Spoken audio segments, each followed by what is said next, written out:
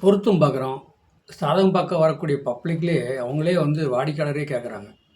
ஐயா 5ல் ராகு இருந்தால் குழந்தை பாக்கியம் கிடைக்காதுன்னு சொல்கிறாங்க. 5ல் கேது இருந்தால் குழந்தை பாக்கியம் கிடைக்காதுன்னு சொல்கிறாங்க. பூர்வத்திலேருந்து பிரச்சனை சிக்கல் வருமா? 5ஆம் இடம் குலதெய்வம் கோயிலேருந்து பிரச்சனை வருமா? குழந்தைங்கனால பிரச்சனை வருமா? இதெல்லாம் வந்து நிறைய கேள்வி மக்கள் கேட்குறாங்க. ஏன்னா அவங்களும் பப்ளிக்கில் பார்க்குறாங்களே, வீடியோ பார்க்குறாங்களவா. அவங்க என்ன கேள்வி கேட்குறாங்கன்னா 5ல் கேது இருக்குதுங்க, குழந்தை பாக்கியம் கிடைக்குமா? 5ல் ராகு இருக்குது, குழந்தை பாக்கியம் கிடைக்குமா? 5ஆம் இடத்துல அந்த ராகு கேது இருக்கனால, அதாவது பூர்வத்தில் ஏதாவது பிரச்சனை வருமா? இல்லை குலதெய்வத்தினால பிரச்சனை வருமா? குலதெய்வம் கோயில் சம்மந்தப்பட்ட வகையில் இந்த பங்காளி வகையில் ஏதாவது பிரச்சனை வருமா? அப்படின்னு தான் அவங்க கேள்வி. அப்போ 5ஆம் இடத்துல ராகு இருக்குது, குழந்தை பாக்கியம் கிடைக்காதுன்னு சொல்கிறது அது எல்லாம் உண்மை தான், அது இல்லைன்னு சொல்ல விட. அவருடைய அந்த 5ஆம் இடத்துல என்ன நட்சத்திரம் இருக்கான்னு பார்க்கணும்.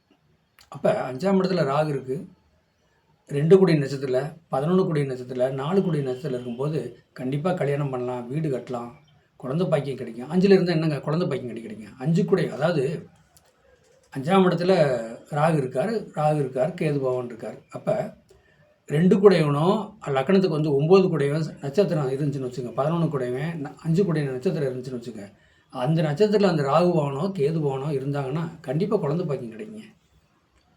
நான் நிறைய பார்த்துருக்கேன். யமகண்ட நேரத்தில் வந்து தாலி கட்டுவாங்க. என்னடா யமகண்ட நேரத்தில் தாலி கட்டுவாங்கன்னு போய் அவங்க சாதத்தை எடுத்து போய் பார்த்தோம்னாங்க, அந்த கேது பவன் வந்து அவருக்கு நல்லதை பட்டுறாருங்க.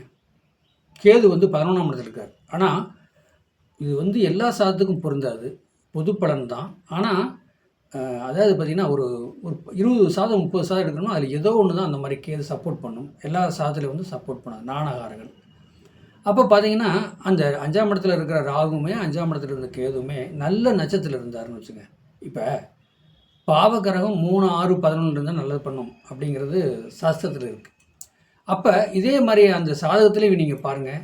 இப்போ அந்த 5ஆம் இடத்துல ராகு இருக்குதோ, 5ஆம் இடத்துல கேது இருக்குதோ, குழந்தை பாக்கி கிடைக்காது, பூர்வத்தில் வந்து பிரச்சனை வரும் அப்படிங்கிறதான் அதை சொல்கிறாங்க.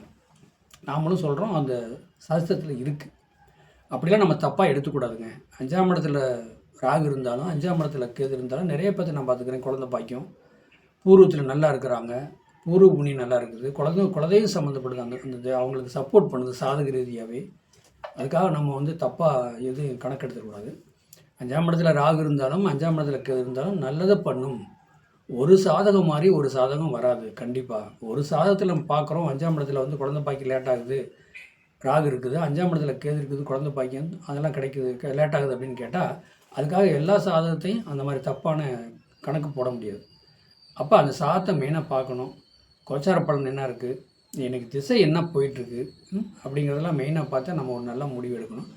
அவசரப்பட்டு நம்ம தப்பான முடிவு எடுத்து வாடிக்கையாளருக்கு சொல்லக்கூடாது, அவங்க மனசு நோக்கிற மாதிரி நடந்துக்கூடாது. வரக்கூடிய வாடிக்கையாளர் வந்து சாதகம் பார்த்துட்டு போகிறாங்கன்னா அவங்க சந்தோஷமாக போகணுங்க, திருப்தியாக போகணும். அந்த திருப்தியாக போகிறதுனாலே அவங்களுக்கு நல்ல காரியம் நடக்கும், நல்லது நடக்கும்.